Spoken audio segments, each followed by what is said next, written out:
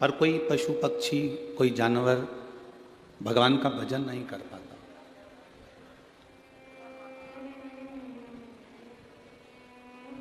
इस शरीर से केवल भोग में डूबे रहना, वासना में डूबे रहना, तृष्णा में डूबे रहना, काम में डूबे रहना मूल नहीं है। इस शरीर के द्वारा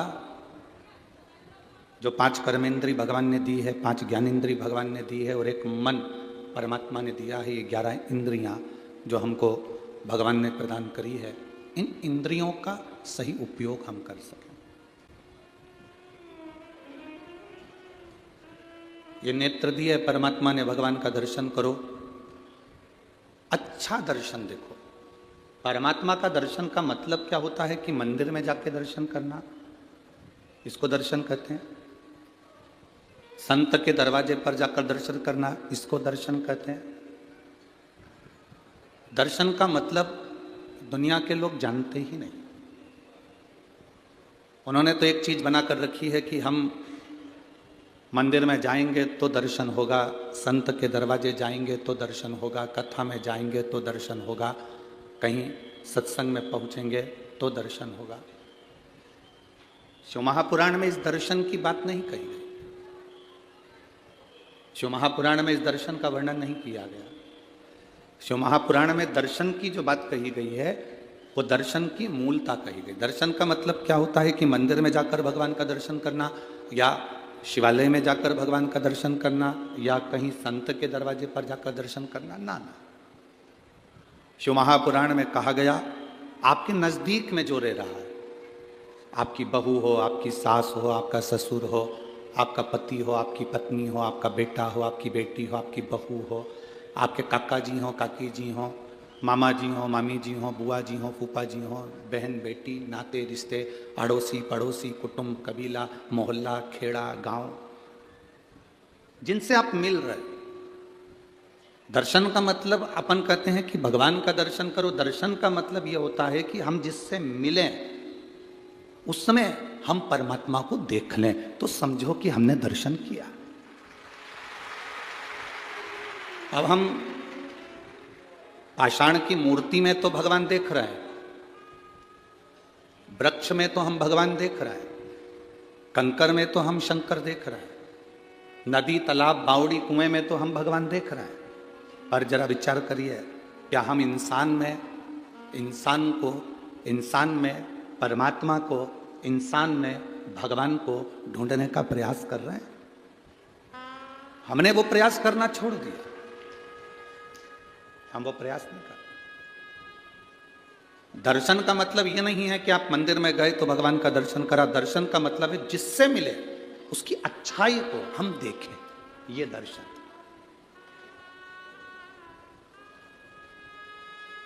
शादी के पहले लड़की की कितनी अच्छाई हमको दिखती है। मेरी बेटी, जिससे मैंने लड़के की शादी पक्की करी, बहुत अच्छी लड़की है, पढ़ी लिखी है, ज्ञानवान है, सब जानती है, सिलाई जानती है, कढ़ाई जानती है, बुनाई जानती है। अपन जाते हैं तो आदर करती है, पानी पिलाती, प्रणाम करती, नमन करती, सब उसमें इतना संस्कार भरा हुआ है कि बहुत अच्छी लड़की है। शादी के पहले हमने उस लड़की में बहुत सारे गुण देखे। शादी के पहले हमने उस बच्ची में बहुत सारे गुण देख लिए। फिर शादी के 2 साल बाद, 6 महीने बाद, 1.5 साल बाद ऐसा क्या हो जाता है कि जिस लड़की में तुमने इतने गुण देखे उसमें अवगुण ही अवगुण नजर आते हैं।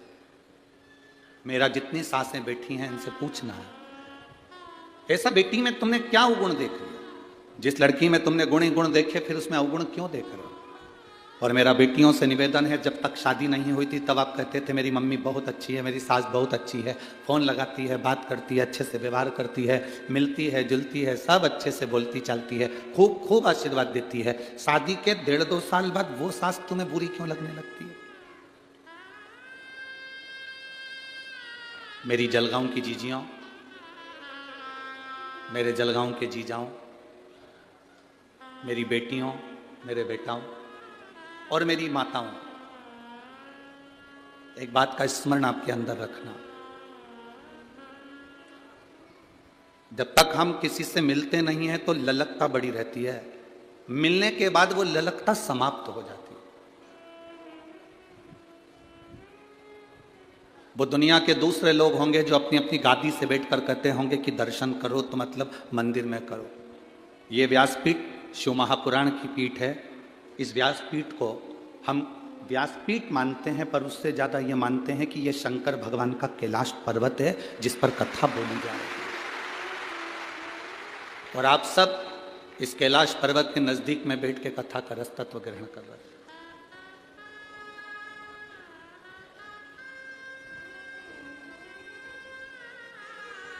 यहां जितने लोग रुकते हैं, कथा के पंडाल में जितने लोग रुकते हैं, मेरा चैनल वालों से, न्यूज़ वालों से, उनसे निवेदन है जब वो यहाँ से 7 दिन बाद जाएं तो उन रुकने वालों से उनके मन की बात पूछना कि 7 दिन जो कथा के पंडाल में रुके, उनको 7 दिन में एक ना एक दिन शंकर के आने का, शंकर के जाने का और शंकर की प्राप्ति का अनुभव हुआ कि नहीं हुआ, उनसे पूछो।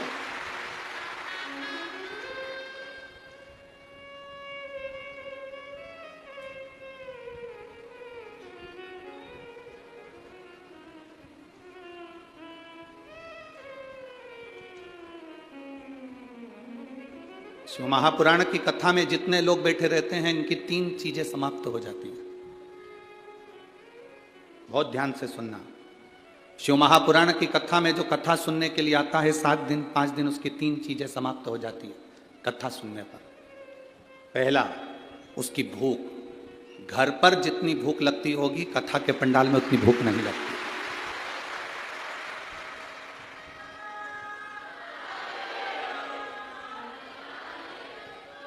अगर भूख लगती तो ये उठकर भोजन के भंडारे में मिलती, पर सवेरे नहा धोकर तैयार होकर वापिस पंडाल में सवेरे 6 बजे से अपना आसन लगाकर इंतजार करने बैठ जाती है। दोपहर की 2 बजेगी और कथा में भूख समाप्त। जो झोले में थोड़ा बहुत बिस्कुट या कोई सामान कोई लाकर दे देता है, वो निकाल कर उसमें से थोड़ा सा खा लेती है। पास वाली कहती खाना खाने नहीं जा रही, मैं तो नहीं जाऊँ, मैं यहीं अच्छी, मैं नहीं जाऊँ, मैं यहीं अच्छी हूँ। तो खाना तो यहीं पास में तो भंडारा चल रहा है, चल ना ना मैं नहीं जाऊँ, मेरे पास तो रखा है, थोड़ा सा मुरमुरा लेके आई थी, उसको खा लेती, अब उसमें से निकाल कर खा।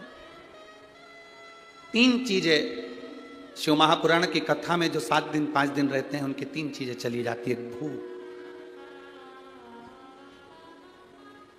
दूसरा भोग, उसका भोग।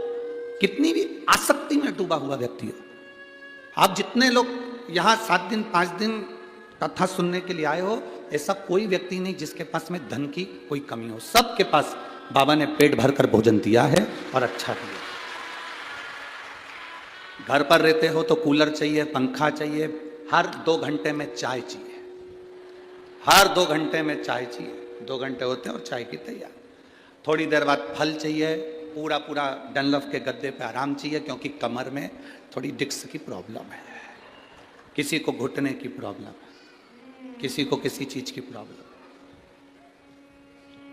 वहां रहती तो 2-4 बार आइडेक्स लगा लेती पाँव में।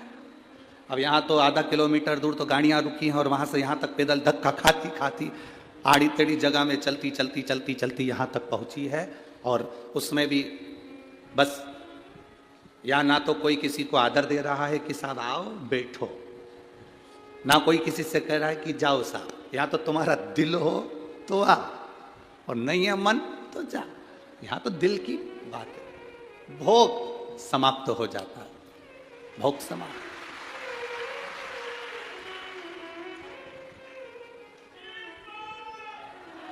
तीसरे नंबर पर शिव पुराण सुनने पर भोजन हमारा जो करने की, हमारी जो घर में आराम से चाय, अचार, ठेसा, सिंगदाने की चटनी और पूरन पोली और आमठी और फिर सिमैया की खीर, ये सब जो तुम्हें 2-1 दिन में कुछ ना कुछ याद आ ही जाता है कि आज ये बना लो, आज वो बना लो, वो बना लो। 7 दिन में भोजन छूट जाता है। तुम्हारी रुचि से तुम नहीं खा पाते, जो भोले बाबा तुमको दे देता है वो खा लो। भूख गई, भोग गया, भोजन गया, 3 चीज चली। और जिसकी ये 3 चीजें कथा में चली जाए, समझ लो तुम्हें शिव को मिलने में देरी नहीं लगेगी। मिल गया,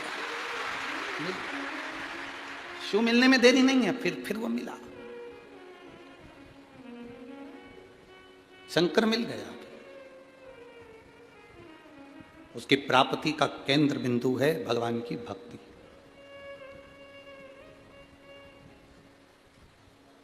दर्शन का मतलब ये नहीं कि हम शिवालय में जा रहे हैं, दर्शन का मतलब ये नहीं कि हम मंदिर जा रहे हैं, दर्शन का मतलब ये नहीं कि हम संत के दरवाजे जा रहे हैं। दर्शन का मतलब है जो हमारे पास में है, हमारी बहू हो उसकी अच्छाई हमें जिंदगी भर देख रहे हैं, हमारी सास है उसमें अच्छाई जिंदगी भर देख रहे हैं, हमारे बच्चों की अच्छाई जिंदगी भर देख रहे हैं, अपने रिश्तेदारों की अच्छाई जिंदगी भर देख रहे हैं। तुम जब अपनी आंख से अच्छा देखना चालू कर दो तो समझ लेना तुम्हें मंदिर जाने की जरूरत नहीं है, तुमने दर्शन प्रभु का कर दिया। बुरा जो देखन में चला बुरा न मिलिया, संसार में बुरा है ही नहीं कोई, क्योंकि अपने से बुरा कौन होगा ये बता।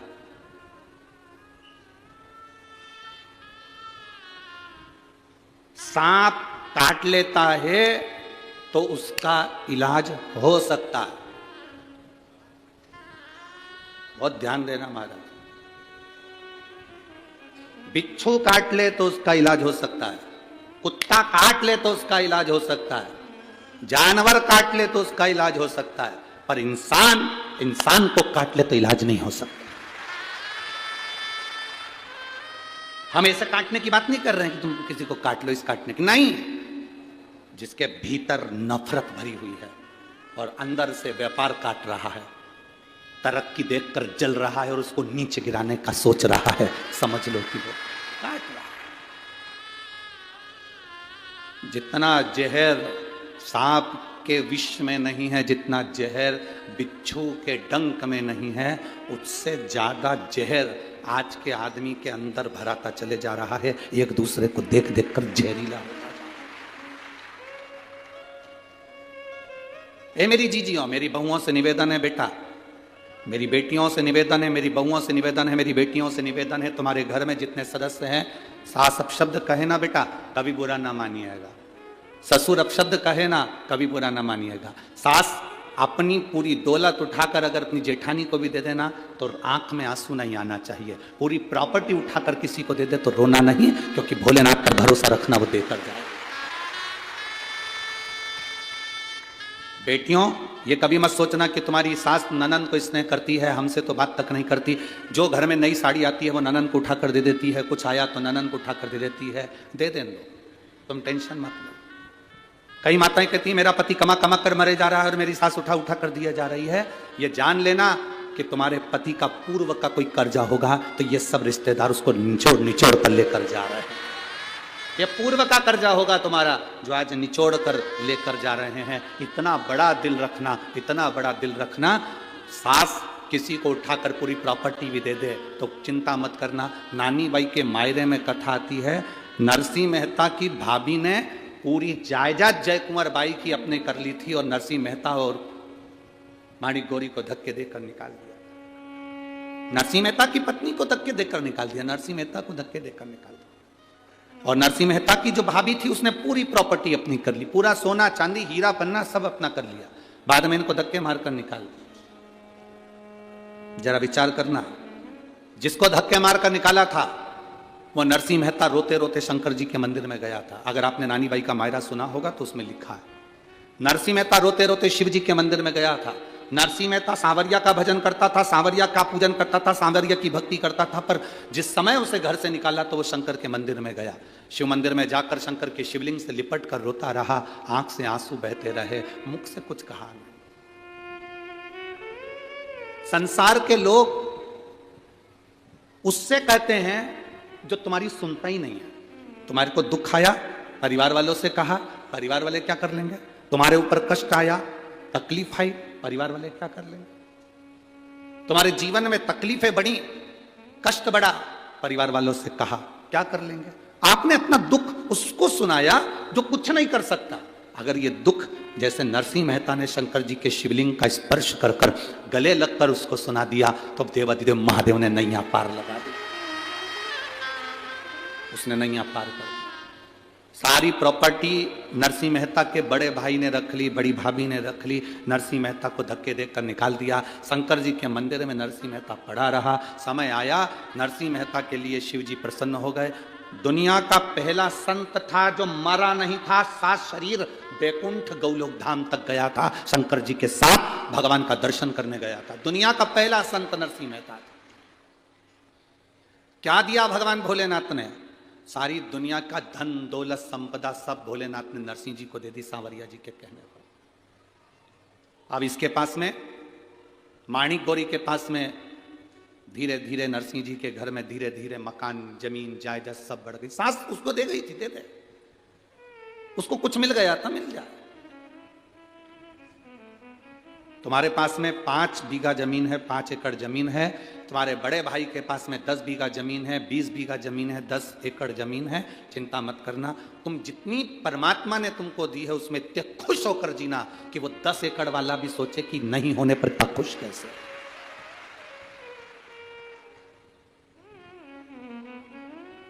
आज हमारे वो सूरत वाले सुमानी जी आए थे, तो वो कह रहे थे, गुरुजी एक हमारी पास वाली में कोई पड़ोस में रहती है और वो बहुत साधारण है, बहुत साधारण, बहुत दुखी है, शायद जिंदगी में सबसे ज्यादा दुखी वही है।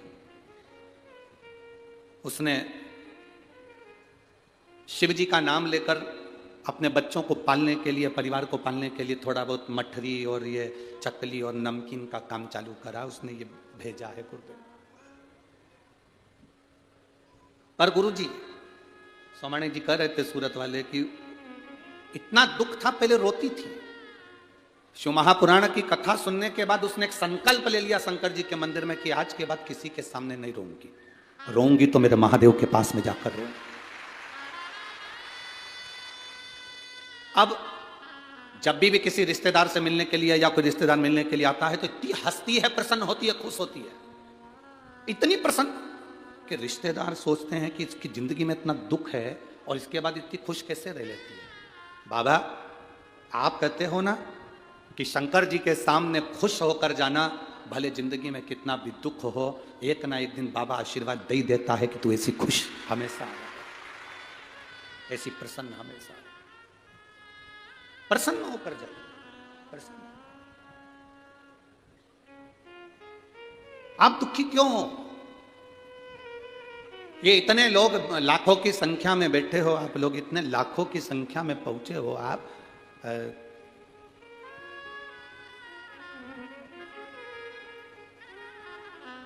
कल सरकारी आंकड़े के हिसाब से 4 से 5 लाख लोग कल की कथा में, पहले दिन की कथा में पहुंचे थे। 5 लाख लोग कल की कथा में पहुंचता, और आज उससे ज्यादा यहां पहुंचे हो आप। जरा अंदाजा लगाइएगा आपके दुख का कारण क्या है, आप क्यों दुखी हो? उसका दुख का केवल एक कारण है कि आप दूसरे से आस लगाए। और यहां शिव पुराण कहती है, आशा एक राम जी से दूजी आशा छोड़ दे, नाता एक राम जी से दूजा नाता तोड़ दे, और साधु संगे राम रंगे अंग अंग रंगिए, और जाई विधि राखे राम। आप आस दूसरे से लगा। जिस दिन आपने आस लगाना दूसरे से बंद कर दी और केवल ये जान लिया कि मुझे अब दूसरे से कोई आस नहीं है, सास आस लगाकर बैठी है अपने बच्चों से, मेरा बेटा बड़ा होगा, मेरा ध्यान रखेगा, मेरी बहू आएगी गरम रोटी खिलाएगी। अब वो गरम रोटी खिला रही है कि गरम डंडा खिला रही है, कुछ आस ज्यादा लगा ली थी, इसलिए ऐसा हुआ। आस नहीं लगाती ना, पहले से ये विचार कर लेती कि भगवान मुझे भोलेनाथ जी ऐसा रखना कि मरते दम तक मेरे शरीर में वो बल रखना कि मैं भोजन बना सकूं, अच्छे से तेरा भोग लगा सकूं और स्वयं भी खा सकूं। बाबा से आपको यह प्रार्थना करना चाहिए कि मेरे शरीर को मरते दम तक ऐसा बनाकर रखना कि मुझे किसी की जरूरत ना पड़े। पर तुम आस लगा कर बैठी, मेरी बहू आएगी मुझे गरम रोटी देगी, मेरी बहू आएगी ऐसा होगा, मेरा बेटा ऐसा करेगा, पोता ऐसा करेगा, रिश्तेदार ऐसा करेंगे। घर में शादी आई तो मन में आ गया मेरे मायके वाले मायरा इतना सारा लेकर आएंगे, इतना मायरा लेके आएंगे, और मालूम पड़े 4 साड़ी लेकर आ गए तो दिल टूट गया। क्यों इतनी आस लगा कर बैठे हो दूसरे से?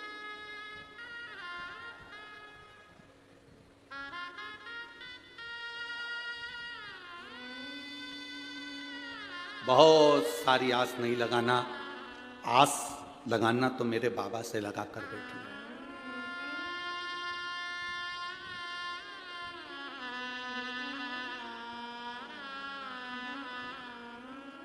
कुंडलियां, जितनी पत्रिका आप दिखाते हो, जितनी कुंडली आप दिखाते हो, बताने वाला कितना भी विद्वान होगा हम उसको प्रणाम करते हैं, मना नहीं, पर बताने वाले की कुंडली फेल हो सकती है, दिखाने वाले की पत्रिका फेल हो सकती है, पर यह पक्का है कि महादेव की कृपा कभी फेल नहीं हो सकती। महादेव की कृपा कभी फेल नहीं।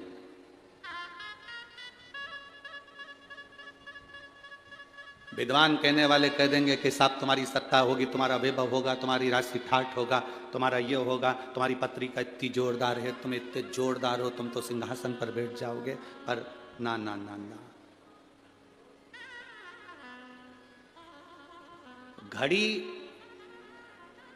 हाथ में तुम बांध सकते हो, घड़ी तुम पहन सकते हो, पर घड़ी सही करने की जवाबदारी तुम्हारी नहीं है। घड़ी तो घड़ी की दुकान पर लेकर जाना पड़ेगा। जलगांव में किराने की दुकान पर घड़ी ठीक हो जाती होगी, हमारे यहां तो नहीं होती। होती है इधर किराने की दुकान पर घड़ी ठीक? जम के तो बोलो। कपड़े की दुकान पे ठीक होती है क्या? सोने की दुकान पे ठीक होती है क्या? टाइल्स की दुकान पे ठीक होती है क्या? लकड़ी की दुकान पे, खवास की दुकान पर? घड़ी घड़ी की दुकान पर ठीक होती है। घड़ी बनाने वाला कौन? एक एक वेद, एक एक पुराण, एक एक शास्त्र को उठाकर देखना। समय, घड़ी, पल, नक्षत्र, काल सब महादेव ने बनाया है। इसलिए अपनी घड़ी बिगड़े, समय बिगड़े तो महादेव के पास चले।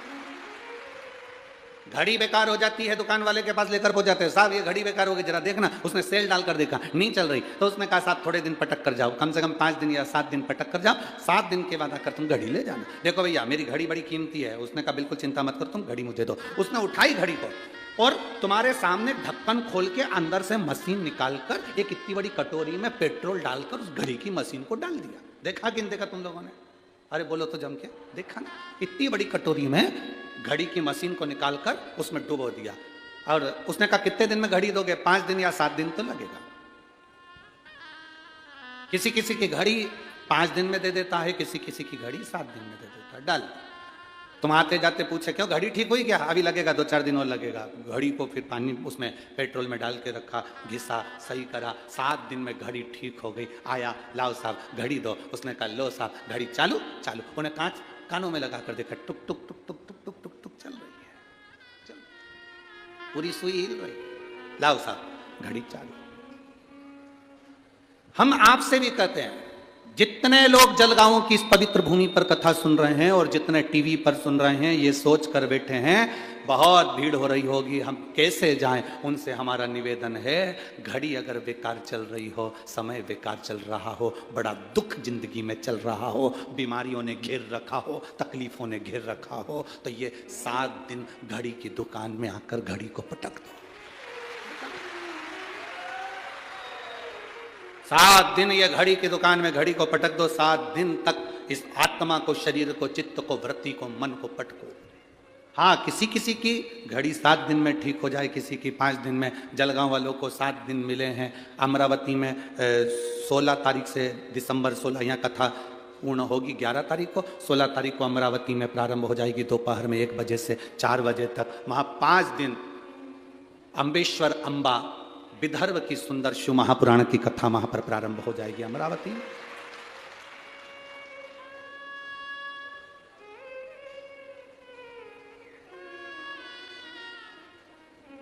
जो अपनी समय को यहां नहीं दे पाए, वो वहां अपना समय परमात्मा को देने का। एक पत्र आया, शकुंतला गोले, धवली जिला बड़वानी, मोबाइल नंबर ये है। मैं बाबा का क्या वर्णन करूं, मेरी शादी को 16 साल हो गए थे। ऐसा कोई देवी देवता नहीं था जिसके दरवाजे पर हमने धोख ना लगाई। मुंबई से लेकर भोपाल तक, इंदौर तक, दिल्ली तक का कोई हॉस्पिटल नहीं जिसमें हमने इलाज ना करवाया। बाबा ने हमको बहुत दिया और हमने इलाज में पैसा भी खूब लगाया, पर संतान का सुख नहीं हुआ। 16 साल निकल गए। किसी देवता पर विश्वास करने का मन ही नहीं करता था, क्योंकि इतनी सारी गोदी हमने भरवा ली थी, झोलियां भर। किसी ने कहा पशुपति नाथ का व्रत करो, एक सफेद आंकड़े की जड़ रजस्वला धर्म के 7वें दिन तुमरुका जी का नाम लेकर, तुमरुकेश्वर महादेव को कहकर 21 बार घुमाकर लाल धागे में कमर में नंदी के पास खड़े होकर शिव का दर्शन करते हुए बांधो। बाबा का मैं क्या गुणगान करूं। देवता देते हैं पल्ला झाड़कर और महादेव देता है छप्पर फाड़कर। केवल 3 महीने हुए थे गुरुजी, सारे सब फेल हैं इस सफेद आंकड़े की जड़ और तुमरुकेश्वर के आगे। बाबा ने ऐसी कृपा कर दी, 28 मार्च 2023 को बाबा ने मेरे गर्भ से 2 पुत्रों को जन्म दे दिया है। ये शिव कृपा। कहीं बैठी हैं, कहीं बैठी हो तो आप यहीं का पत्र है। बच्चे लेकर आए हैं क्या कोई साथ में? नहीं आए, ठीक है, बधाई आपको बहुत बहुत। बच्चों का मैं फोटो लगा रही हूँ गुरुजी, आप लोग टीवी के माध्यम से ये दोनों बच्चों को देख सकते हैं।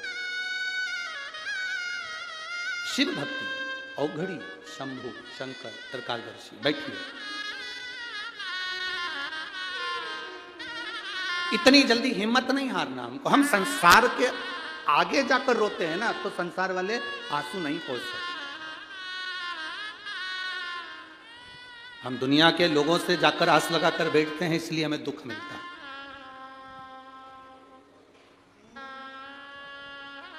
हम दुनिया से आस लगाए ना, इसलिए दुख मिला। और इस पत्र में उस बेटी ने लिखा कि आखिरी बार जब सब दूर से आस खत्म हो गई, तब मैंने भगवान शंकर का पशुपति व्रत किया, उस पर विश्वास किया, आस लगा।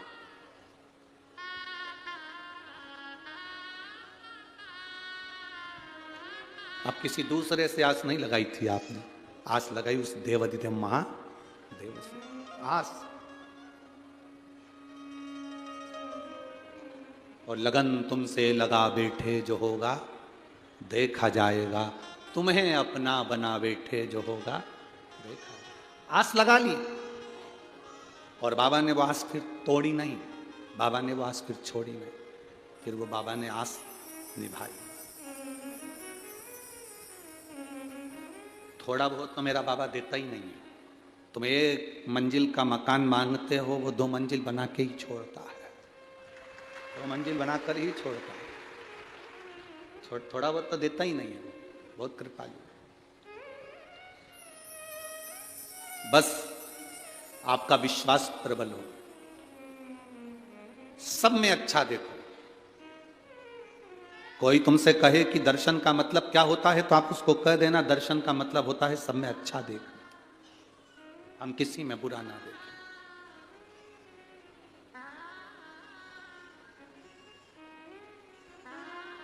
वो कहते हैं रचा है सृष्टि को जिस प्रभु ने, वही ये सृष्टि चला रहे।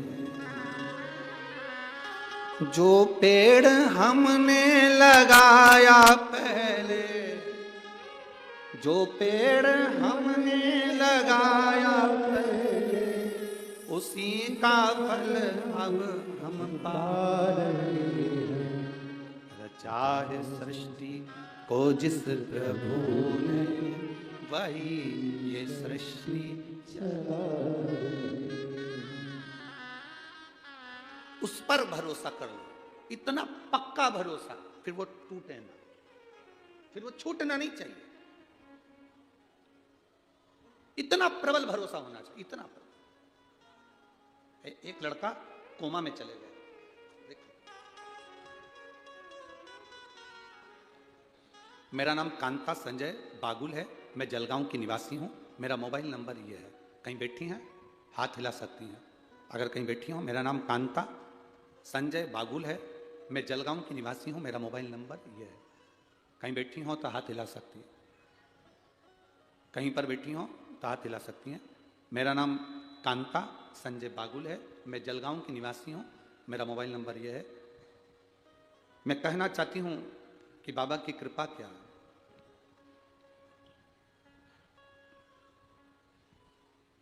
शिव महापुराण की कथा नहीं है गुरुदेव, ये शिव पुराण नहीं, हम पूरा पत्र तो बहुत बड़ा है, आप लोग भी देख रहे होंगे एलईडी पर। अब इतना बड़ा पत्र तो हम पूरा क्या बातें, जो खास चीज उन्होंने हेडलाइन पर मार्क करके दी है, लाइन लाइन बना कर दी है, उसका स्मरण करें। कहूंगी शिव पुराण नहीं है, साक्षात शिव है। जो कथा में बोलते हैं वो बाबा सुनता, ये निश्चित। गुरुदेव 22 साल का मेरा लड़का है राहुल संजय बागुल, बहुत बड़ा शंकर की कथा का भक्त है। पर बाबा आप कहते हो ना, दुनिया में सबको अपना अपना दुख आता है और वो काटना आपको ही है। छींक आपको आई है, आपको छींकना है। खांसी आपको आई है तो आपको खांसना, दुख आया आपको है तो आपको मिटाना। उसको ब्रेन हेमरेज हो गया। 22 साल का मेरा लड़का राहुल संजय बागुल, उसको ब्रेन हेमरेज हो गया।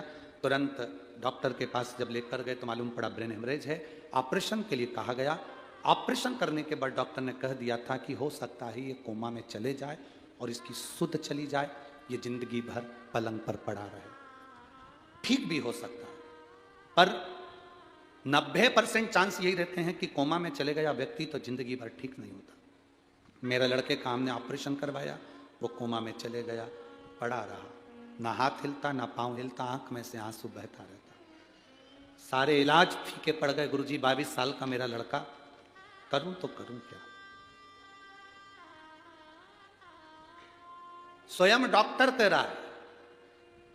अब ये डॉक्टर क्यों कहेगा, जरा विचार करिए। स्वयं डॉक्टर कह रहा है मेरी पत्नी कोई सीहोर वाला महाराज है उसकी कथा सुनती है। स्वयं डॉक्टर कह रहा है मेरी पत्नी कोई सीहोर वाला महाराज है उसकी कथा सुनती है। आप अपने बच्चे को अब घर ले जाओ, इतने दिन तक कब तक पटक के रखोगे, घर पर सेवा करो। हम उसे 10 दिन बाद घर पर लेकर आ गए। उसके कानों में डॉक्टर के कहने से हमने हेडफोन लगाया, शिव महापुराण की कथा टीवी पर चलाई, उसको हेडफोन लगाकर सुनाते रहे। घर लाने के 25 दिन बाद कथा सुनते सुनते मेरे बेटे ने अपने हाथ पैर की उंगलियां और कंपन करना प्रारंभ कर दी। हाथ पैर की उंगलियां कंपन करना प्रारंभ कर दी, ब्रेन काम करना प्रारंभ कर दिया। लेकर गए वापिस हॉस्पिटल। डॉक्टर भी आश्चर्य में पड़ गया कि ये चमत्कार कैसा हो गया। धीरे धीरे लड़का अपने आप उठना प्रारंभ कर दिया और बेटा ठीक हुआ। ये शिव की कृपा और घड़ी की कृपा। कहीं बैठे हो और अगर बच्चा यहाँ आया हो तो वो बेलपत्री लेने आ सकता है। कहीं बैठे शिव कथा, अगर वो बेटा यहाँ आया हो तो बेलपत्री लेने आ सकता है। शिव कथा इसी को और घड़ी है। जिस लड़के ने आंख खोल कर आंख में से आंसू निकलते हो, शरीर पड़ा है, ब्रेन का ऑपरेशन हो गया हो, काम ना कर रहा हो, कोमा से निकल ही नहीं रहा हो, हेडफोन लगाकर शिव कथा अंदर प्रवेश कर गई। कितने रोग, कितनी बीमारी है जीजियों। हम तो पूरे पत्र नहीं पढ़ पाते, आपको भी दुख होता होगा। इतने इतने पत्र गुरुजी के पास आते हैं, पढ़ते नहीं। अब पत्र पढ़ें तो कथा कब बाचे।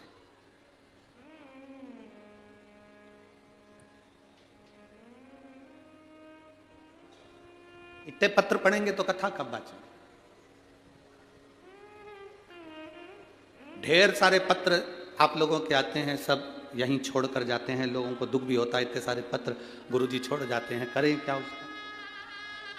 हम भी प्रयास कर रहे हैं जल्दी से जल्दी अब एक ऐसा, जितने पत्र हैं इन पत्रों को पढ़ा जाए। हम पूरा ना पढ़ पाए तो बिठले सेवा समिति से एक ऐसा चैनल चालू करेंगे जिस चैनल पर इस पत्र को पढ़कर सुनाया जाएगा मोबाइल नंबर समेत। जल्दी से जल्दी हम भी प्रयास करें इन पत्रों को आप तक पहुंचे, आपके पत्र का भाव जनमानस तक पहुंचे। उसमें 15 से 20 मिनट प्रवचन का क्रम रहेगा और उसमें पत्र पढ़ दिए जाएं। आपके पत्र आप तक पहुंचे कि आपकी जिंदगी में शिव ने क्या करा, विथ मोबाइल नंबर समेत। आप जाएं, पता करें उसके जीवन में क्या बदलाव आए, उसके जीवन में क्या। और मेरा विश्वास करता है यहाँ जितने कथा में आए हो ना, आपके भी पत्र एक ना एक दिन किसी व्यासपीठ पर जरूर पहुंचेंगे। ये पक्का है।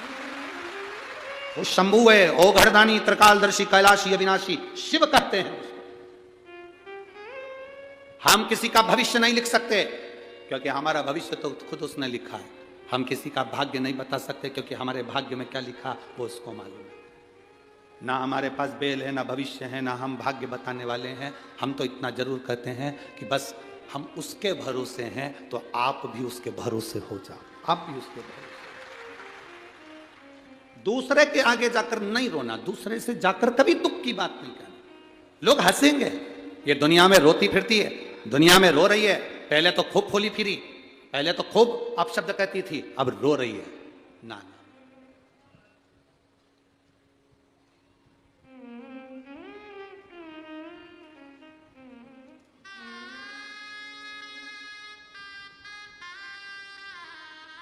जब कोई बीमारी व्यक्ति को घेरती है ना, तो उसके परिवार वाले ही कहना चालू कर देते हैं, अच्छा है कर्मदंड भोग रही है, खूब करती थी ना हरकत, इसलिए भोग रही है। शिव महापुराण की कथा कहती है, तुम्हें किसी के कर्म को बखानने का हक मेरा महादेव नहीं देता है। मेरे महादेव ने तुम्हें किसी के कर्म को बखानने का हक नहीं दिया। आप दूसरे को कह रहे हो कि अच्छा है, भोग रही है, उसने ऐसा करा इसलिए। हो सकता है आपको भोगना पड़ जाए, फिर दूसरा कहेगा तो अच्छा लगेगा। ना कहिए, बल्कि भगवान भोलेनाथ जी से एक लोटा जल चढ़ाकर प्रार्थना करो, मेरे 3 घर छोड़कर कोई रहता है, उसके यहाँ पर बीमार है, मेरे बाबा मेरा आज का चढ़ाया हुआ जल उसके पति को ठीक कर दे, उसकी पत्नी को ठीक कर दे। एक बार शिव महापुराण की कथा में पहले कहा था, 1 लोटा जल हफ्ते में आप 1 लोटा जल भगवान को अपने लिए मत चढ़ाया करो, 1 लोटा जल हफ्ते में जो हमारी भारत की बॉर्डर पर खड़े हुए भारत के सैनिक हैं उनके लिए चढ़ाया। भारत की बॉर्डर पर खड़ा हुआ सैनिक के लिए 1 लोटा जल चढ़ना चाहिए। ये भारत की रक्षा में लगने वाला स्वास्थ्य कर्मी, चाहे डॉक्टर हो, चाहे पुलिस हो, चाहे कोई हो, वो अपनी सेवा देता है, कहीं ना कहीं किसी ना किसी रूप में उसकी भी जनहानि होती है। कोरोना जैसी महामारी में जब अपने रिश्तेदार अपने को छोड़ दिए, तब वो पोछा लगाने वाले, झाड़ू लगाने वाले, गरीब बड़े जो हॉस्पिटल में झाड़ू पोछा करते हैं, उन्होंने हमको दवाई खिलाई और हमारा उपचार किया, उनके लिए 1 लोटा जल चढ़ना चाहिए। सारे लोग अपने अपने घर में थे, पुलिस का एक एक व्यक्ति रोड पर तैनात था कोरोना काल में, और वो भी किसी का पति था, वो भी किसी का बाप था, वो भी तो खड़ा रहा। डॉक्टर अपना काम, नर्स अपना काम कर रही थी, कोई हॉस्पिटल से नर्स या डॉक्टर नहीं चले गए थे, उनके लिए भी 1 लोटा जल होना चाहिए। अपने लिए दुनिया जीती है, हम दूसरे के लिए तो जीना सीखे। मेरे शंकर भगवान दूसरे के लिए जिए, अगर खुद के लिए जिए होते तो अमृत पीते, पर सबके लिए जिए इसलिए विष पी गए और महादेव कहला गए। स्वयं खा लेना सुकृति है, छुड़ाकर खा लेना विकृति है, और बांट कर खाना ये मेरे भारत देश की संस्कृति है। अपने लिए तो दुनिया जीती है साहब, स्वयं के लिए जिए तो क्या जी।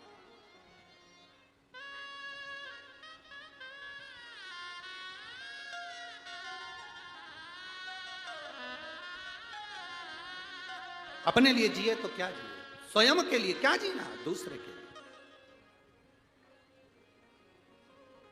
शंकर भगवान की कथा, आज कोई कह रहा था, गुरुजी आपकी कथा बहुत महंगी होती होगी, आपकी कथा बहुत महंगी होती होगी। हम उनसे कहते हैं कथा कभी महंगी नहीं होती, व्यवस्थाएं बहुत महंगी होती है। कथा महंगी नहीं होती है, व्यवस्था, टेंट लगाया, पंडाल लगाया, साउंड बुलाया, लाइट जलाई, जनरेटर चलाया, लोग आए, पानी पिलाया, भोजन कराया, व्यवस्था बैठने की, उठने की, खाने की, पीने की, रहने की, ये महंगी है। कथा महंगी नहीं होती, व्यवस्था महंगी होती है। कथा तो भगवान शंकर जो कुंभज ऋषि से सुने थे, कथा जो वेद व्यास जी ने कही थी, वो कथा आज तक महंगी नहीं हुई। कथा तो निरंतर चलती रहती है, व्यवस्थाएं महंगी हो जाती, करना पड़ता है। कितनी बड़ी टीम लगी है जलगांव की, यहाँ पर चौधरी जी से पूछे कोई यहाँ पर कि कितनी बड़ी टीम लगी होगी, कितने प्रशासन के लोग लगे हैं, कितना पुलिसकर्मी, चाहे वो यहाँ का नगर निगम, नगर पालिका, स्वीपर, ये वो सेवादार, झाड़ू वाले, लाइट वाले, साउंड वाले, कितना टीम लगा, कितना। वो जगदीश से पूछो, भरत जी से पूछो, चौधरी जी से, उनको मालूम हो। यहाँ पालक मंत्री जी बैठे हैं, इनसे पूछो कि व्यवस्थाएं करने में कितना कितना लगना पड़ता। व्यवस्थाएं करना बहुत कठिन। लाखों भक्त आते हैं और लाखों भक्त जाते हैं, शंकर के भरोसे आते हैं और शंकर के भरोसे जाते हैं, शिव के भरोसे आ रहे हैं, शिव के भरोसे जा रहे हैं, भगवान की भक्ति के साथ में। शिव महापुराण की कथा कर रही है, दर्शन को समझे हम, दर्शन की मूलता को समझे, दर्शन के महत्व को समझे हम कि दर्शन क्या है। दर्शन वो नहीं कि हम, दर्शन की मूलता वो नहीं है कि हम मंदिर में गए और दर्शन कर लिया। दर्शन की मूलता वो नहीं कि हम कहीं गए संत साधु का दर्शन कर लिया। दर्शन की मूलता वो नहीं कि हम तीर्थ गए और दर्शन कर लिया। दर्शन की मूलता वो है कि हम भगवान के उस स्वरूप को संपूर्ण जनमानस में देखें। भगवान के स्वरूप को संपूर्ण जनमानस, भगवान के स्वरूप को हम संपूर्ण जनमानस में देखें, वो दर्शन। महाराज, चप्पे चप्पे में है झांकी भगवान की, कोई सूझ वाली आंख ही पहचान।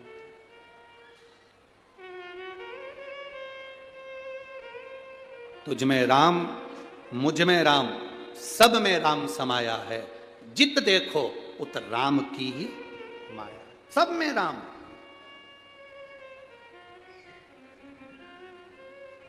अब एक बात आपसे पूछें, ए जलगांव की जीजियों, उत्तर दोगी क्या? जम के तो बोलो जरा, दोगी ना? ठीक है।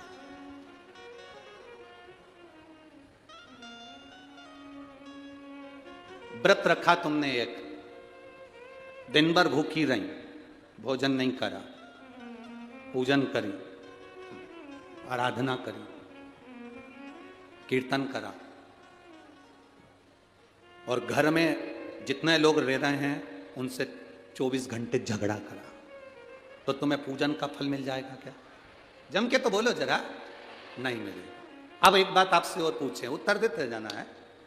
तुमने मंदिर भी नहीं गए, भजन भी नहीं करा, उपवास भी नहीं रखा और कुछ नहीं करा, और घर में जो रह रहे थे रोज लड़ती थी, आज मन करा कि आज मुझे किसी से, अब मैंने कथा सुन लिया, मैं क्रोध नहीं करूंगी, किसी को अपशब्द नहीं कहूंगी। जो तुम मंदिर में जाकर पुण्य कमाते, वो पुण्य तुम्हें घर में मिलेगा कि नहीं मिलेगा? पुण्य तुम्हें घर में मिलेगा।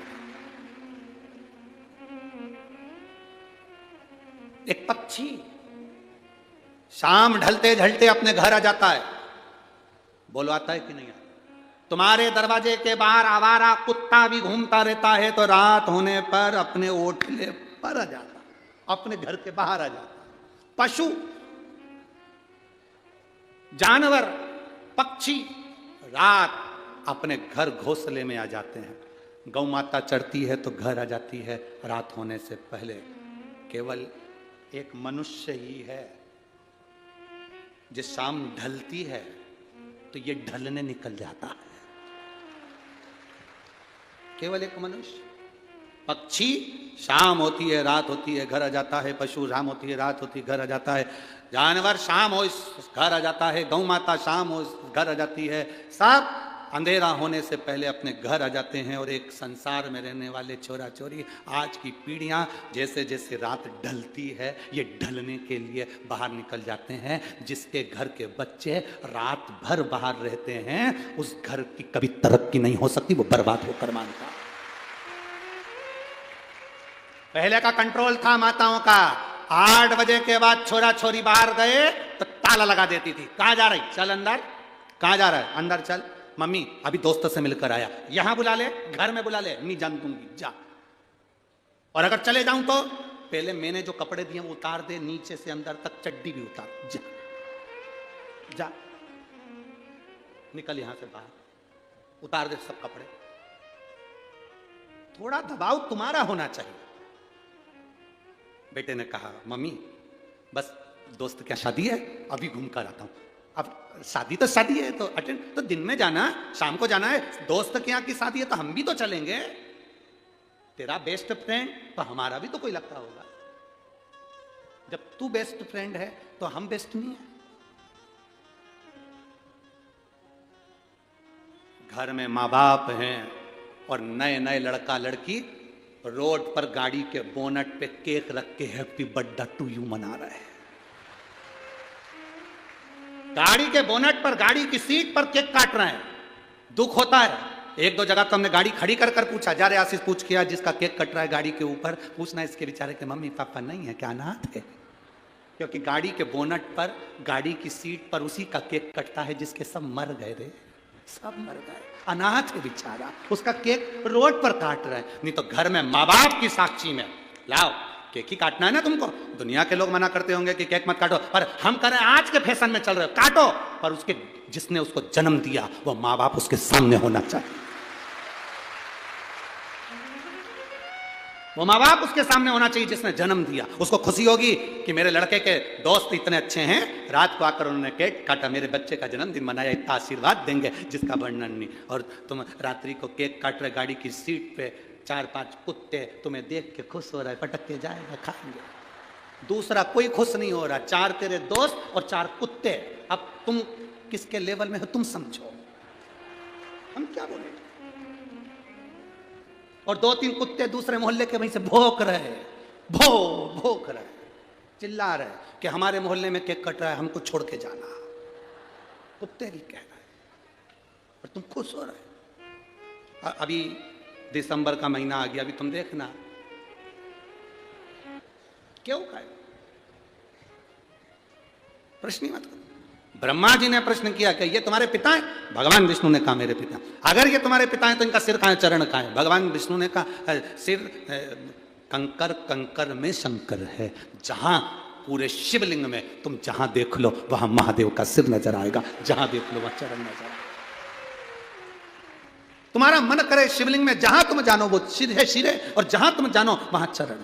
ये तो देखने वाले पर निर्भर करता है कि उसने क्या देखा है, ये देखने वाले।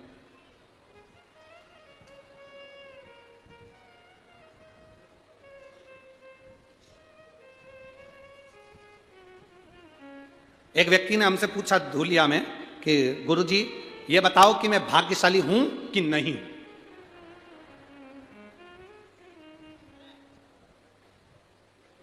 अब तुमसे कोई ये प्रश्न करे तो तुम क्या उत्तर दोगे, बोलो रे। अब वो प्रश्न कर रहा है कि गुरुजी मुझे बताओ मैं भाग्यशाली हूं कि नहीं हूं। हमने उस बच्चे से कहा देख, भारत की भूमि पर जिसका जन्म होता है वो भाग्यशाली ही होता है। अगर भारत की भूमि पर जन्म लिया है तो तुम भाग्यशाली हो, और कहीं जन्म ले लेते तो फिर हम भी नहीं कहते कि तुम भाग्यशाली। जो भारत की भूमि पर जन्म लेता है, भारत माँ की गोद में पैदा होता है, भारत माँ की गोद में खेलता कूदता बड़ा होता है, भारत माता की गोद में रहकर सनातन धर्म की ध्वजा को लेकर चलता है, वो भाग्यशाली ही होता है। वो भाग्यशाली है जो भारत माँ की गोद में रहने के बाद भारत माता के गौरव को बढ़ा रहा हो, भारत माता के सनातन धर्म को आगे बढ़ा रहा हो। वो भाग्यशाली है जो भगवान की अविरल भक्ति में डूबा हुआ हो, और भगवान की भक्ति में डूबकर अपने परिवार को, नातों को, रिश्तों को, कुटुंब को, कबीले को चला रहा है। हम कभी ये नहीं कहते तुमसे कि तुम अपना घर छोड़ दो, परिवार छोड़ दो, नाते छोड़ दो, रिश्ते छोड़ दो, संत बन जाओ, साधु बन जाओ, तुम्हारी मर्जी पड़े तो तुम किसी गंगा के तट पर जाकर, ताप्ती के तट पर जाकर बैठ जाओ। आज तक इस व्यासपीठ से ये नहीं कहा कि घर छोड़कर तुम साधु बन जाओ, संत बन जाओ, बाबा बन जाओ, जोगी बन जाओ। अपने को नहीं बनना, जो बने वही काफी है। अपने को नहीं बनना, अपन तो जो है राम सिंह है तो राम सिंह ही रहो, कमलाबाई है तो कमलाबाई रहो, लीलाबाई है तो लीलाबाई रहो। अपने को ज्यादा बनने की जरूरत नहीं है। जो ज्यादा बनता है फिर बाद में वो दुख भोगता है। अपन तो गृहस्थी हैं, भगवान का भजन करते करते अपने घर का काम करो, सबको संभालो, पत्नी, बच्चे, कुटुंब, कबीले सबके साथ रहो। जब मौका मिल जाए तब भगवान का नाम लो। रात्रि को सोने के समय पर पलंग पर पड़े हो, उस समय पर 5 बार श्री शिवाय नमस्तुभ्यम बोलो। सवेरे उठो तो श्री शिवाय नमस्तुभ्यम बोलो। उसके बोलने का फल क्या होता है ये शिव महापुराण में लिखा। भगवान शंकर महादेव कहलाते हैं। एक बार लक्ष्मी जी भगवान विष्णु को देख लेती हैं। भगवान विष्णु तप साधना में डूबे हुए थे। तप साधना में जब नारायण डूबे हुए थे तो लक्ष्मी जी को लगा कि मेरे परमात्मा तो तप साधना में डूबे हुए हैं, मैं कहाँ जाऊं। लक्ष्मी जी भ्रमण करती करती करती करती उस समय पर मृत्यु लोक में चली गई। मृत्यु लोक में जाकर लक्ष्मी जी एक बेलपत्र के वृक्ष के नीचे तप करने के लिए बैठ गई। अब माता लक्ष्मी बेलपत्र के वृक्ष के नीचे तप कर रही। आपको कथा में, नासिक की कथा में एक बात कही थी, कहीं पर जाकर भगवान का भजन करते हो, घर में बैठकर भजन कर रहे हो, दुकान में बैठकर भजन कर रहे हो, तीर्थ में बैठकर भजन कर रहे हो, पंडाल में बैठकर भजन कर रहे हो, सब जगह जहां बैठकर भजन कर रहे हो, तप कर रहे हो, मंत्र जाप कर रहे हो, उसका फल अगर बेलपत्री के वृक्ष के नीचे भूल से भी आपके मुख से एक बार श्री शिवाय नमस्तुभ्यम निकल जाता है, पंचाक्षर मंत्र नमः शिवाय, षडाक्षर मंत्र ओम नमः शिवाय निकल जाता है, तो ये समझ लो कि आप 12 ज्योतिर्लिंग में बैठकर भगवान का भजन कर रहे हो। 12 ज्योतिर्लिंग में बैठकर भगवान का भजन कर रहे हो। बेलपत्री के वृक्ष का वो फल है। जब हम सीहोर जब कथा दी जाती है तो यजमान परिवार को कहा जाता है कि देखो जहाँ पर आप व्यासपीठ बनाएं वहाँ व्यासपीठ के आसपास में कहीं पर कुछ रखो ना रखो, पर एक बेलपत्री का पौधा जरूर रखना। क्यों? क्योंकि बेलपत्री की साक्षी में जब शिव महापुराण की कथा इतने लोग एक साथ बैठकर श्री शिवाय नमस्तुभ्यम कहते हैं तो 12 ज्योतिर्लिंग में जो जप करने का फल मिलता है, बद्री केदार में जो जप करने का फल मिलता है, द्वारका सोमनाथ में जो जप करने का फल मिलता है, रामेश्वर जगन्नाथ में जो जप करने का फल मिलता है, गंगा गोदावरी में स्नान करने का जो फल मिलता है, वो पंडाल में बैठकर श्री शिवाय नमस्तुभ्यम बोलकर फल प्राप्त होगा, वो मिलता है।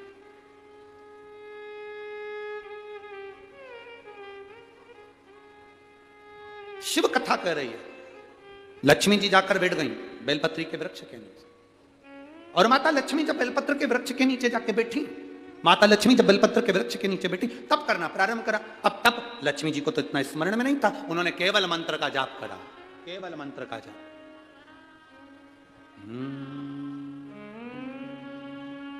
नमः शिवाय, ओम नमः शिवाय, ओम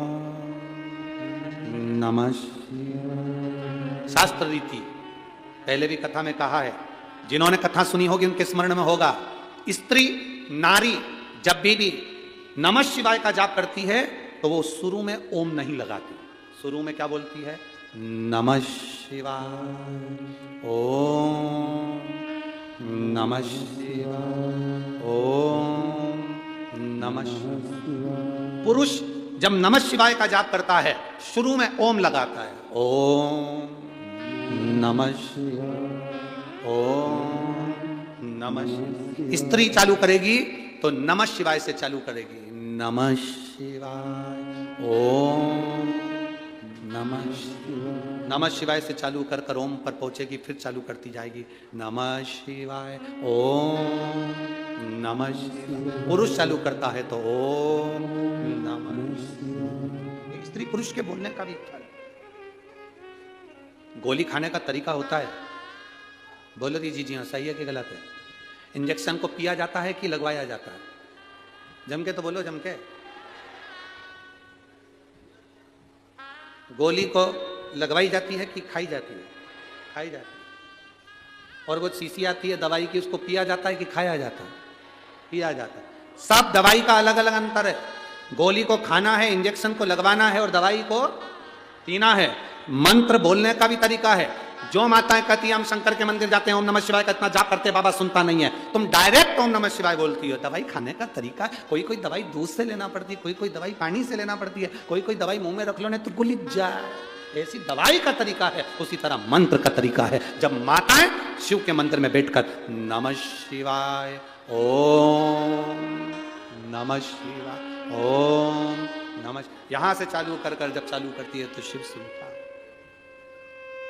और जिन जिन को याद नहीं रहता तो हम उनसे कहते हैं फिर कुछ मत जपो, श्री शिवा नमस्तुभ्यं जप। लक्ष्मी जी ने जाप करना प्रारंभ करा। अब माता लक्ष्मी ने जाप करना प्रारंभ करा, जपते जपते भगवान विष्णु के नेत्र खुल गए, नारायण के नेत्र। कुबेर का ध्यान गया माता लक्ष्मी पर। लक्ष्मी जी कहीं मेरा कुबेर का खजाना तो वापिस नहीं लेना चाहती?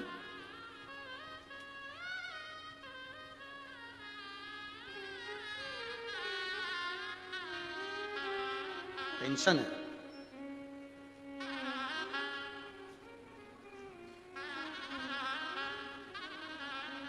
सारे देवताओं को भय रहता है। इंद्र को भय है मेरा सिंहासन ना चले जाए, कुबेर को भय है मेरा सिंहासन ना चले जाए, गरुण वरुण को भय है मेरा सिंहासन ना चले जाए। केवल एक देवाधिदेव महादेव एक ऐसे होते हैं जिनको सिंहासन का भय नहीं है। क्यों? जिसको चाहिए कैलाश पे आजा, बैठ जा, यहां सिंहासन है ही नहीं, यहां सिंहासन है ही। हमारे इतने सालों से हम कथा कर रहे हैं, पर हमारे जीवन की पहली ऐसी कथा है ये जलगांव की, जिसमें कोई सामने सिंहासन नहीं है किसी को बैठने के। यहाँ माननीय पालक मंत्री जी भी बैठे हैं, तो वो भी नीचे बैठे हैं। यहाँ के आमदार खासदार भी अगर आए हो तो वो जमीन पर ही बैठे होंगे। यहाँ का कोई अधीक्षक भी आया हो, ये शिव भक्ति कहते हैं इसको, इसको शंकर की भक्ति, इसको शिव महापुराण की कथा। अभी 16 दिसंबर को जो अमरावती में कथा है, जो राणा परिवार ने ली है, रवि जी राणा जी ने, और तो एक रवि राणा ने और एक और क्या नाम है उनका, सांसद जी और विधायक जी दोनों लिए हैं, नवनीत जी राणा, एक रवि जी राणा, एक नवनीत जी राणा ने।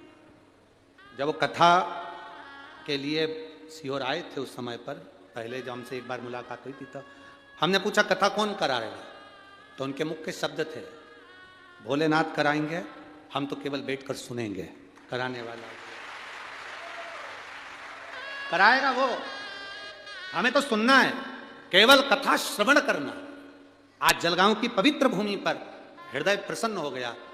यहां कोई सिंहासन नहीं है, यहां कैलाश है, कैलाश।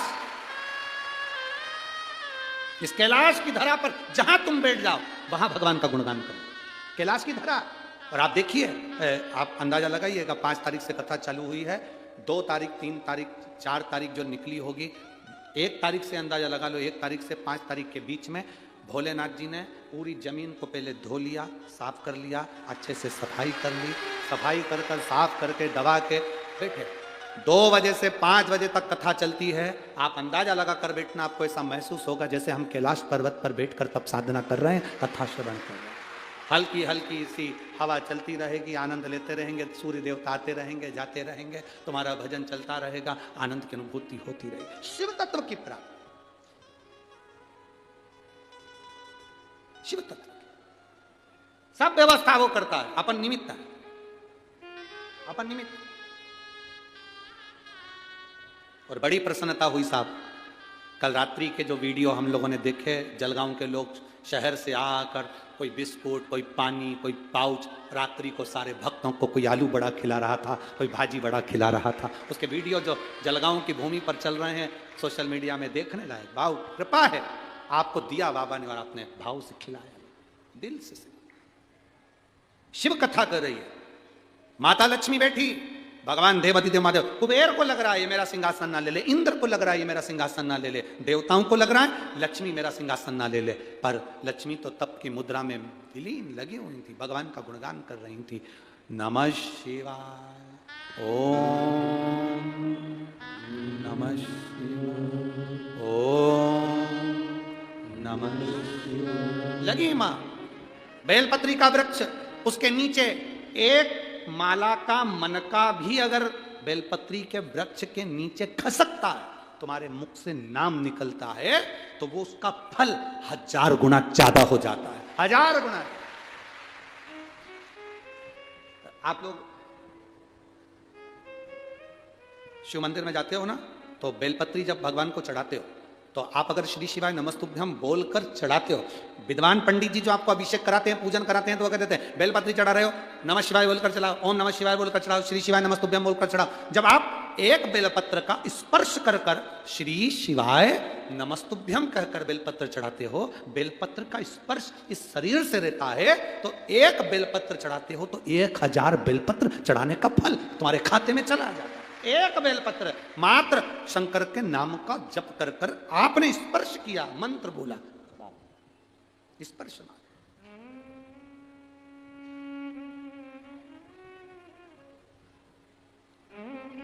मात्र स्पर्श। शिव कथा कर रही है, शंकर भगवान प्रसन्न हो गए, लक्ष्मी जी के सामने प्रकट हो गए। लक्ष्मी, मांग लक्ष्मी तुझे क्या चाहिए। लक्ष्मी जी कहती हैं, मैं तो मांगने के लिए तप ही ना करूं। कल कथा में कहा था, जो मांग कर देते हैं वो देव कहलाते हैं, जो बिना मांगे दे देते हैं वो महादेव कहलाते हैं। महादेव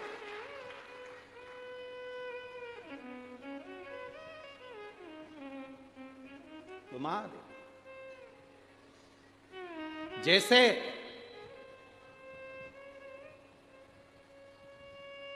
घर में सब हो, मायके में सब हो और मां नहीं हो तो मायका कहलाएगा क्या? जम के बोलो जरा।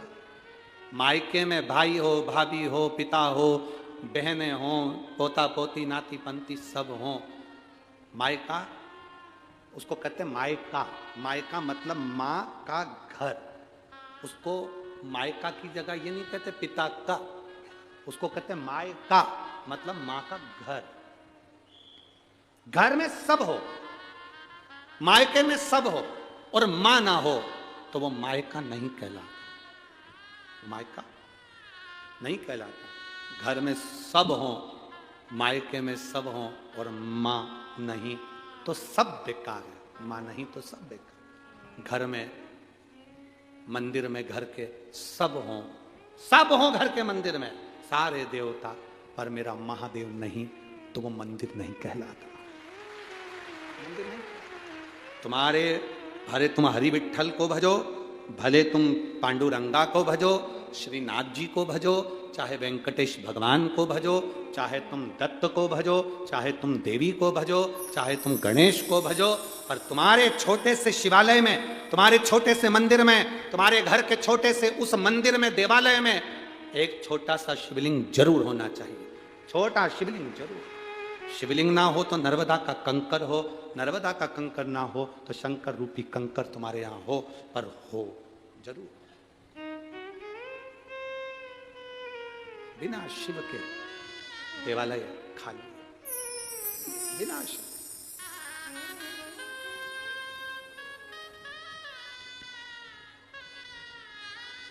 बिना शंकर के सुना, सब सुना। लक्ष्मी जी से कह रहे हैं भगवान भोलेनाथ मांगो तुम्हें क्या चाहिए? लक्ष्मी जी के मांगना नहीं। मैं मांगने के लिए तप नहीं करी।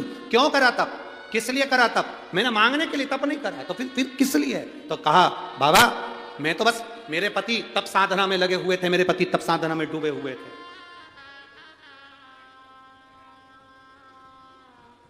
मेरे पति तप साधना में लीन है। मैंने भी सोचा मेरे पति तप साधना कर रहे हैं तो मैं भी तप साधना करूं। शिव जी ने कहा तुम आई हो तो कुछ तो मांगो, कुछ तो मांगो। लक्ष्मी जी ने हाथ जोड़कर कहा आप मुझे देना चाहते हैं तो इतना दे दीजिए कि मैं आपके इस बेलपत्र के वृक्ष के नीचे आपकी जिंदगी भर आराधना करती रहूं। ये वर मुझे दे दीजिए, जिंदगी भर। शिव ने तथास्तु कह दिया। लक्ष्मी जी ने प्रणाम किया। शंकर भगवान का भी मन संतुष्ट नहीं हुआ। खाली ना जाता कोई दर से तुम्हारे, खाली न जाता कोई दर से तुम्हारे, मैं भी खड़ी हूँ अपने हृदय लगा लो, लगा लो कि राजा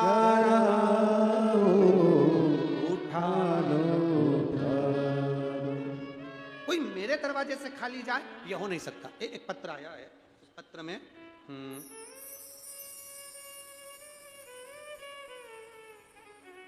मैं वैष्णवी ललित पाटिल, खेड़ी जलगांव, कहीं बैठी हैं? हाथ हिला सकती है। आप ही हैं? बेटी आई है साथ में? ले आओ इसको, ले आओ।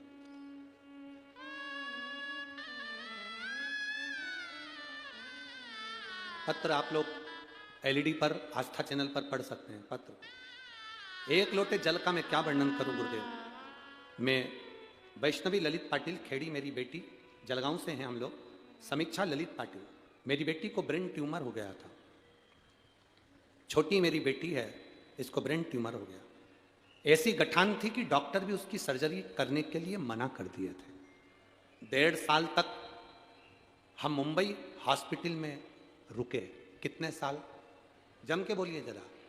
लोग 1 दिन 2 दिन मुंबई के हॉस्पिटल में रुकते हैं गुरुजी, हम 1.5 साल मुंबई के हॉस्पिटल में रुके थे।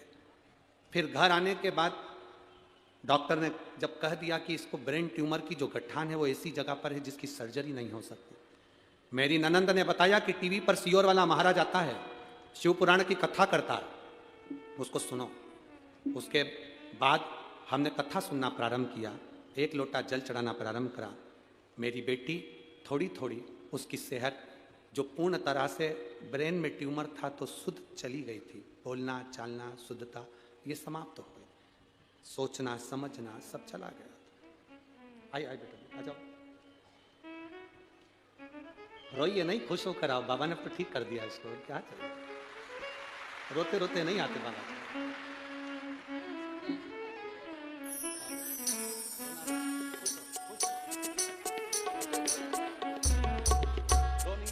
रोते नहीं आते, खुश होते बाबा।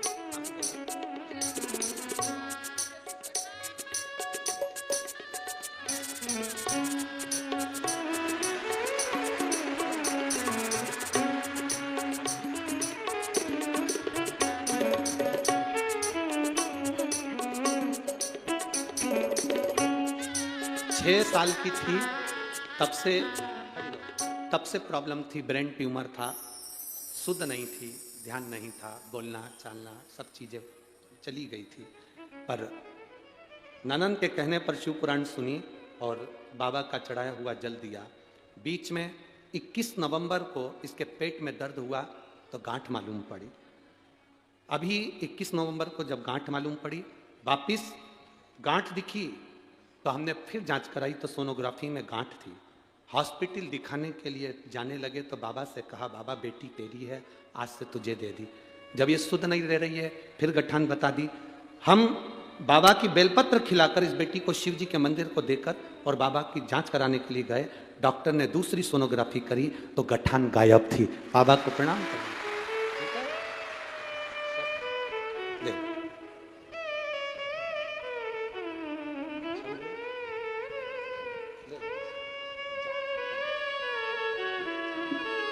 अरे खाली न जाता कोई दर से तुम्हारे, खाली न जाता कोई दर से तुम्हारे, मैं भी खड़ी हूँ नन्ही अपने लगा लो गिरा जा रहा उठा लो भोले अपने अब तो न टालो गिरी जा रही हो उठा लो। जिसकी शुद्ध चली गई हो, याददाश्त चली गई हो, ब्रेन ट्यूमर हो गया, पेट में गांठ हो गई, 5 वर्ष की अवस्था से 11 वर्ष की अवस्था तक जो बीमारी से जूझ रही हो, 1.5 साल तक बॉम्बे के हॉस्पिटल में पड़ी रही हो, उसकी दशा क्या होगी। पर एक लोटा जल सारी समस्या का हल। उस मां ने एक लाइन लिखी है, मैंने बाबा की शिव महापुराण की कथा को प्रणाम कर कर हॉस्पिटल लेकर गई थी दूसरी बार, और बाबा ने मेरा निर्णय सही लगा दिया और मेरा रास्ता। आप आयो शिव की मर्जी से कथा के पंडाल में पहुंचे, शिव की मर्जी से। जलगांव वालों के तो भाग्य जागे हैं जो शिव पुराण की कथा सुनने के लिए मेरा कुबेर भंडारी यहां जलगांव पहुंचा है, भाग्य। जो डर गया, बहुत ट्रैफिक, बहुत भीड़, अरे डर लगे दूर जाकर बैठ जाओ, पर बाबा की शरण में आकर 2 क्षण बैठकर उससे प्रार्थना तो कर कर जाओ। हमें किसी को दिखाना थोड़ी ना है कि हम कथा में आए हैं। आप तो कहाँ जगह मिले, बहुत जहाँ जगह मिले वहाँ बैठकर बोलो, उससे दिल से प्रार्थना, दिल से सुनता है। शिव जी का मन राजी नहीं हुआ, लक्ष्मी को ऐसे कैसे छोड़ दो। शंकर भगवान ने लक्ष्मी को देखकर कहा, लक्ष्मी आज तक तू विष्णु पत्नी लक्ष्मी कहलाती थी, आज ये देव अधिदेव महादेव तूने कुछ नहीं मांगा, इसलिए मैं महादेव अपना महाशब्द तुझे देता हूं, अपना महाशब्द तुझे देता हूं। दुनिया के लोग मुझे महादेव कहते हैं, मेरा महाशब्द तुझे देता हूं, आज से तू विष्णु पत्नी लक्ष्मी नहीं, विष्णु पत्नी महालक्ष्मी कहलाए। महालक्ष्मी। सुन लक्ष्मी, अपना सोमवार एक ही वार मेरे पास में है, वो सोमवार भी तुझे देता हूं। लक्ष्मी ने कहा, प्रभु आपने सोमवार मुझे दिया है, मैं इस बेलपत्री के वृक्ष के नीचे महादेव आपको वचन देकर जाती हूं, जो सोमवार के दिन शिव मंदिर में भूल से भी एक लोटा जल चढ़ा देगा, मैं महालक्ष्मी कहलाती हूं। लक्ष्मी और महालक्ष्मी में अंतर है। लक्ष्मी घर में आती है, वापिस चली जाती है, पर महालक्ष्मी जिसके घर में आती है वो जिंदगी भर के लिए नहीं जाती।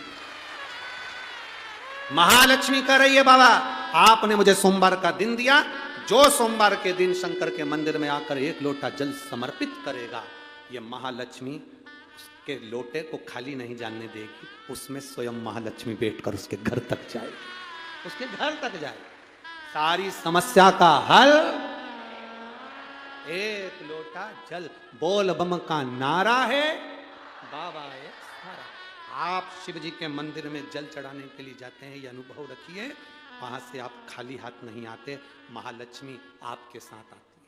कौन आती है? महालक्ष्मी। महालक्ष्मी आपके साथ, भय ना खाएं। ये तो बाबा की कृपा से ये कथा बड़े जटाधारी मंदिर पर हो रही है। शिव कृपा, शंकर की शिव की करुणा। ब्रह्मा विष्णु महेश तीनों का सुंदर दर्शन भगवान शिव की इस पवित्र कथा का आनंद है। जोरदार ताली बजाएं भगवान ब्रह्मा विष्णु महेश के लिए। आज कथा का द्वितीय दिवस यहाँ विराम की ओर ले रहा है, कल कथा का तृतीय दिवस रहेगा। बड़े भाव से आनंद से कथा का लाभ लें, अपने जीवन को सार्थक बनाएं।